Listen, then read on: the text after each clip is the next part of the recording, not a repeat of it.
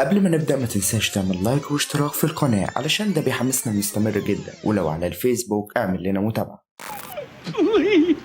بيبدأ الفيلم بشاب بيحكي عن اللي حصل للبشرية، وإن الموضوع بدأ لما نيزك غريب هبط على الأرض، وإنه كان ممكن يدمر البشرية كلها باصطدامه، لكن قررت تحطمه في السماء علشان تقلل الأضرار من الاصطدام. لكن ده كان السبب في انتشار فيروس من النيزك خلى كل الحشرات وأي حيوان بدم بارد يبقى عملاق حرفيا، وبدأت الحشرات دي تاكل في البشر حتى الإبادة، وإنه ما تبقاش غير 5% بس من البشر اللي بدأوا يستخبوا في مخابئ تحت الأرض، لأن الأرض بقت خطر إنهم يعيشوا فيها. وبنتعرف على الشاب اللي بيحكي واللي اسمه جول، وإنه عايش في مخبأ من ضمن المخابئ مع شوية من الناس، وبنشوف جول شخص ضعيف وبيعاملوا باقي الناس في المخبأ كأنه أخوهم الصغير، وبيمنعوه من الخروج مع باقي الصيادين لأنه ضعيف وبيخاف من الحشرات. وبتكون مهمة جول هي الطبخ ومساعدة الستات في المخبأ.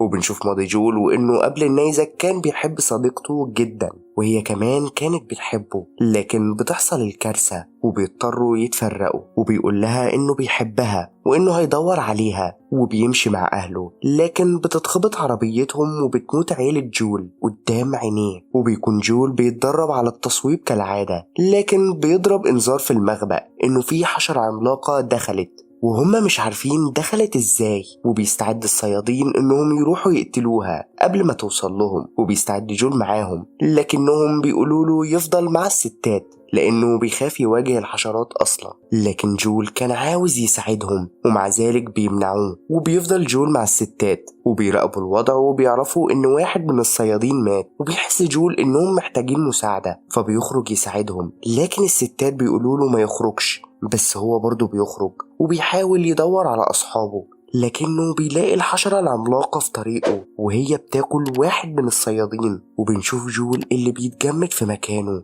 أول ما شافها وما بيقدرش يضرب النار عليها، وقبل ما تهجم عليه الحشرة بنشوف واحد من الصيادين وهو بيقتلها، وبيرجعوا للمخبأ وبنشوف جول عنده كتيب مليان معلومات عن أنواع مختلفة من الوحوش، وإنه بيرسم أي وحش بيشوفه وبيحدد تفاصيله علشان باقي البشر يعرفها. وبيروح لغرفة الراديو اللي بيقدر يتواصل منها مع باقي المخابئ اللي عايش فيها باقي البشر، بيكلم شخص معين منها وهي حبيبته إيمي، وبيسلموا على بعض، وبتقول له إنها عرفت إن واحد من مخبأه مات، فبيقول لها اللي حصل وبيكذب عليها، وبيقول لها إنه شارك في القتال ضمن الصيادين وإنه بقى مفتول العضلات، لكنه بعدها بيعتذر لها وبيقول لها انه بيهزر. وبتقول له ايمي انها لسه متفاجئة لحد النهاردة انه قدر يكلم مخبأها، فبيقول لها انها صدفة غريبة انه لقاها من اول محاولة، وبيقول لها انه بحث عن مخبأها ضمن 90 مخبأ تاني. وبيكمل وبيقول لها انه كتب لها رسائل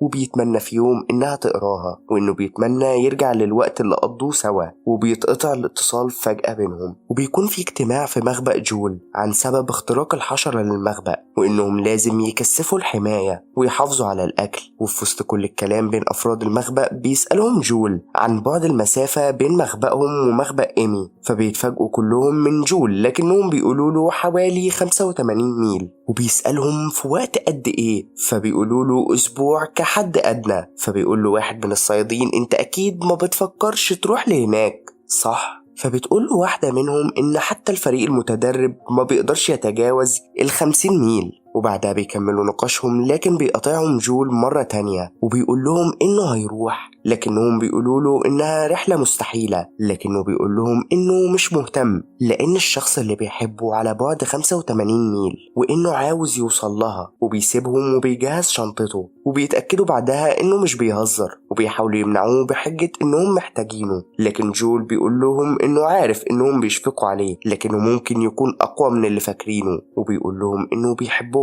وهم بيقولوا له إنهم بيحبوه برضه، وبينصحوه بخصوص الطريق وبيدوله خريطة تساعده. وبيخرج من المخبأ وبيبدأ يشوف طريقه من الخريطة لكنه مش عارف فين الغرب أصلا، فبيمشي في النص. وبعدها وهو في الطريق بيلاقي بيت فبيخشه وبيبص فيه، وبيلاقي تلاجة فبيحاول يشوف فيها أكل لو ينفع ياكله، لكنه بيلاقي وحش فبيقفلها بسرعة وبيهرب من المكان. وأثناء ما هو بيجري بيلاقي وحش عينه بتخرج من بحيرة، ولما بيركز بيطلع ضفدع عملاق. وهنا بيتجمد جول كالعادة وما بيقدرش يتحرك، وبيهجم عليه الضفدع علشان ياكله، لكن بينقذه كلب وده بيفاجئ جول وبيفوق وبيجري، لكن الضفدع بيمسكه وبيحاول يسحبه، لكن على آخر لحظة بيعض الكلب لسان الضفدع وبيقدر جول يهرب من المكان. وبيلاقي الكلب بيجري على أتوبيس وبيروح وراه، وبيتضح انه بيت مالك الكلب اللي بتكون بنت، وبيعرف ان الكلب اسمه بوي وانه انقذ جول لانه افتكروا البنت اللي فقدها. وبينام جول لحد اليوم اللي بعده، وبيضيف الضفدع للكتيب بتاعه وبيودع الكلب وبيكمل طريقه، لكن الكلب بيبدأ ينبح عليه وجول بيحاول يسكته علشان الوحوش ما تاخدش بالها، فبيضطر ياخده معاه في رحلته. وفي الطريق بيلاقي جول توت بري، ولما بيقرب منه بيبدأ الكلب يشده وبيفهم انه بيمنعه من التوت، فبيضطر يسيبه. وهما ماشيين بيقع جول بالغلط في حفرة عميقة، وبيبدأ الكلب ينبح مرة تانية وبيحاول جول يسكته، وبيلاقي عظم بشر في الأرض وبيحس بصوت غريب، وبيطلع دود عملاق بياكل البشر، لكن على آخر لحظة بيلاقي حبل نازله وبيخرج وبيفجروا الحفرة وبيموتوا كل الحشرات اللي فيها. وبيكونوا شخصين، راجل اسمه كلايد وبنت صغيرة اسمها مينو، وواضح انهم خبراء في قتل الوحوش، وان البنت الصغيرة عارفة اسماء الوحوش ومعلومات عنهم وبيعرفهم بنفسه، لكنهم بيسمعوا صوت فبيضطروا يمشوا. فبيسألهم جول وهم بيقولوا له إن صراخه للنجدة هتخلي الوحوش تتبعه علشان يكون عشاهم، فبيطلب منهم إنه يروح معاهم، وهم بعد تردد بيوافقوا بما إن طريقهم مشترك لفترة. وفي الطريق بيحكي لهم جول حكايته وإنه رايح يقابل حبيبته، لكن كلايد بيقول له إنه غبي لأنه واضح إنه مش هيقدر يعيش على السطح لوحده أكتر من يومين، وإنه ما يعرفش أي شيء عن النجاة، ومع ذلك بيتصرف زي ما يكون محارب قوي، وده بيحسسه باليأس.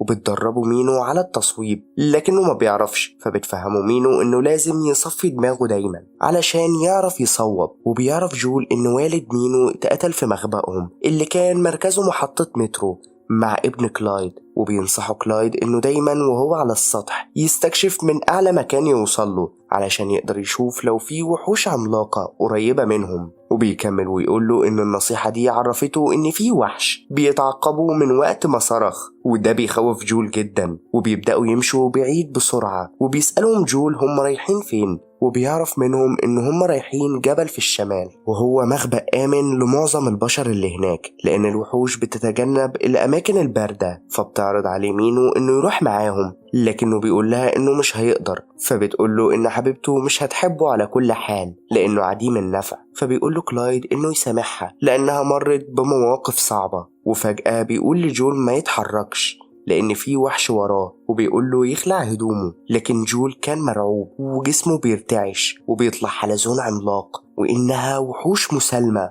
طالما ما استفزتهاش. وبياخد هدوم جول وبيحطها عند الحلزون، وبيسأله جول عن السبب، فبيقول له إن ده هيمنع الوحوش اللي بتتتبع ريحته إنها توصله. وبعدها بيرتاحوا شوية، وبيكون جول بيرسم الوحش الجديد وبيشوف كلايد رسمه، وبيكون عارف شوية وحوش وبيقول له على بعض نقط ضعفهم، وبيضيفها جول وبيقول له كلايد إن الكتيب ده ممكن ينقذ حد في يوم من الأيام. وبيعرف من جول اللي كان حزين إنه من فيرفيل، وبيقول له إنه عمره ما قابل حد من هناك لأن تقريبا بداية الوحوش كانت هناك، وإنه طلع عنده القدرة على النجاة أكتر مما كان متوقع. بيكون جول قريب من كلايد ومينو جدا طول فترة رحلتهم، وبيعلموه كل حاجة هم عارفينها عن النجاة، وبيقول له كلايد على نصايح ومعلومات مهمة جدا علشان يضيفها في كتابه، وبيقول له على أنواع مختلفة من الوحوش، وبيحذروا من واحد مهم فيهم واللي اسمه ساند جوبلر، واللي بيكون دود عملاق تحت الأرض.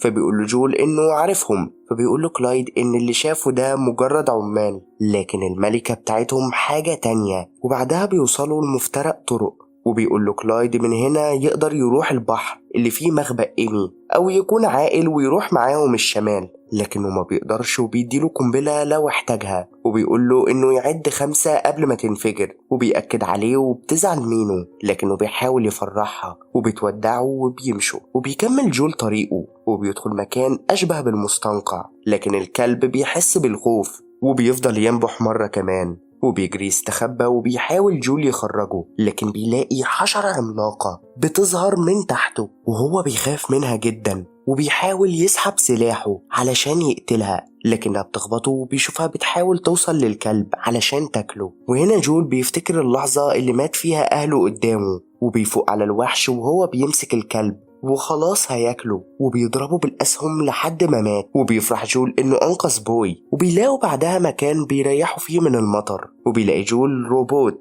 كانوا بيصنعوه قبل ما يدمر النيزك البشرية، وبيطلع شغال لكن بتكون بطاريته قربت تخلص، وبيقدر ياخد منه طاقة علشان يشغل الراديو. وبيتواصل مع إيمي اللي بتفرح لما لقيته لسه عايش، وبتعرفوا إن في ناس هتنقذهم من مخبأهم وهيروحوا مكان آمن. لكن جول بيتفاجئ وبيقول لها إنه جاي ينقذها وإنها ما تمشيش، لكن الطاقة بتكون خلصت.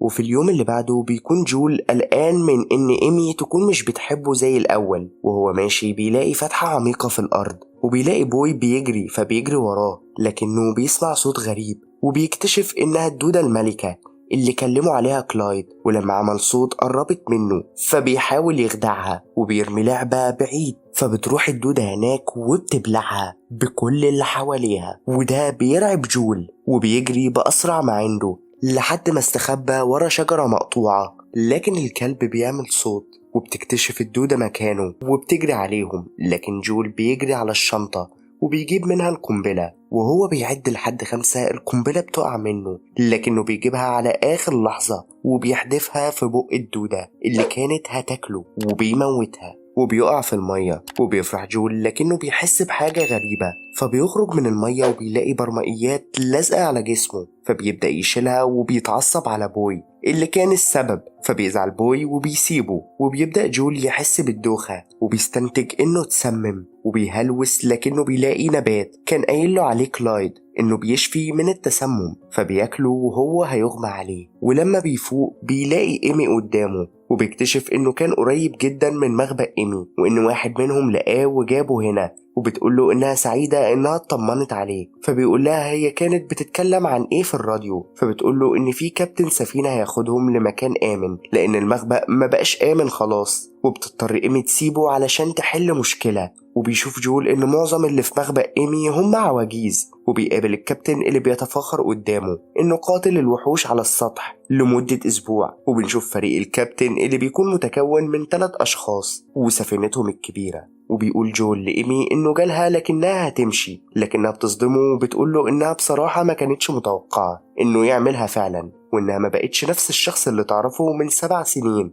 وبيكتشف جول إنه كان غبي إنه خاطر بحياته بالشكل ده، وإن ده غلطته لأنه كان المفروض يسألها قبل ما يجي. وبعدها وهم متجمعين بيعرض عليهم جول إنهم يقدروا ينجوا على السطح بما إنه هو نفسه عرف ينجو. وبيروح بعدها يطمن على مخبأه من الراديو وبيشوف الخريطة اللي ادوهاله وبيكون مكتوب عليها كلام إنهم بيحبوه. ولما تواصل معاهم فرحوا إنه وصل بالسلامة، وحكى لهم جول إنه هزم وحوش وعرف منهم إن مخبأهم تم اختراقه تاني وإنهم بيحاولوا يحموا نفسهم. لكن لما بيسألهم جول لو كانوا كويسين ولا لأ الإرسال بيقطع، وبيجيله شخص بيديله طبق أكل من الكابتن وبيكون نفس التوت المسموم اللي منعه الكلب إنه ياكله. وهنا بيعرف إن الكابتن ده مخادع، ولما بيروح يقول لإيمي بيلاقيها سكرانة وبتخبطه واحدة من فريق الكابتن وبيغمى عليه. ولما بيصحى بيلاقي نفسه مربوط مع كل اللي في المخبأ، وبيتضح إن الكابتن بيخدع المخابئ كلها بنفس الطريقة وإنه بيسرق أكلهم. لكنه بيقول لجول إن سفينته بما إن ما فيهاش وقود فهي بتمشي عن طريق سلطعون بيحركها وهو بيتحكم فيه، وإن كل اللي في المخبأ هيكون وجبة للسلطعون. وبيبدأ يراقب من بعيد السلطعون، لكن إيمي بتقدر تفك نفسها وبتفك جول اللي بيحاول يواجهه، وهي هتمنع فريق الكابتن من الهروب. لكن جول بيتخبط وإيمي كمان بتقع على الأرض، وبيحاول جول يبعد السلطعون لكن بيلاقي بوي رجع تاني وبيفرح جدا وبيقول له يروح يصحي إيمي، وهو بيمنع السلطعون من إنه ياكل العواجيز، لكنه بيمسكه وبيخلي إيمي تديله السلاح علشان يضربه في بقه. لكنه بيلاحظ إن السلطعون بيتكهرب وبيعرف إن الكابتن بيتحكم فيه بالطريقة دي، فبيضرب جول على السلسلة وبيكسرها وبيفك أسر السلطعون اللي بيسيبهم وبيروح للسفينة. وهنا بيعرف فريق الكابتن إنهم هيموتوا، وبيطلع لهم السلطعون وبينتقم منهم وبياكلهم كلهم. وبيشكر جول على إنقاذه ليهم. وبعدها بيقرر جول يمشي وبيودع إيمي وبيديها لعبة كانت بتحبها لما كانوا سوا، وهي بتقوله إنها سعيدة جدا إنه جالها، وبيديها كتاب المعلومات بتاعه وبيقول لها ما تقلقش لأنه حافظ كل المعلومات اللي فيه وإنها هتحتاجه أكتر منه. وبتقوله إيمي إنها هتدور عليه، وبيمشي جول وبيرجع لمخبأه اللي لقاه متدمر وبيطمن على أصحابه وبيسجل رسالة لكل المخابئ عن قصته وإنه قدر ينجو على السطح لمدة أسبوع مرتين وإنه كان بدون خبرة، وبيعرفهم كل المعلومات عن الوحوش على السطح وإنه رايح مع أصحابه للشمال لأنه مكان آمن هناك. وبيقول لهم إن الاختباء في المخابئ مش الحل وإنهم لازم يقاتلوا علشان يرجعوا الأرض مرة تانية. وبينصحهم نصيحة أخيرة وهي إنهم ما يستقروش في مكان واحد. وبتتحمس كل المخابئ وبتبدأ تخرج للشمال وإيمي كمان معاهم، وبنشوف كلايد ومينو وصلوا للشمال وبيكونوا سمعوا رسالة جول. لكن مينو بتتضايق لأن النصيحة الأخيرة اللي خلت شكله فخم كانت نصيحتها هي، وبيقول لها أتمنى إنه يوصل سليم. فتقول مينو لو قابل العناكب فهو بالتأكيد مش هيوصل. وبينتهي الفيلم مميز فعلا. لو كنت تابعت معايا الملخص للآخر عندي ليك سؤال، حابين نعرف رأيكم عن أفضل فيلم عن النجاة زي كده شفتوه في حياتكم؟ اكتبوا لنا آرائكم في التعليقات وهقراها كلها.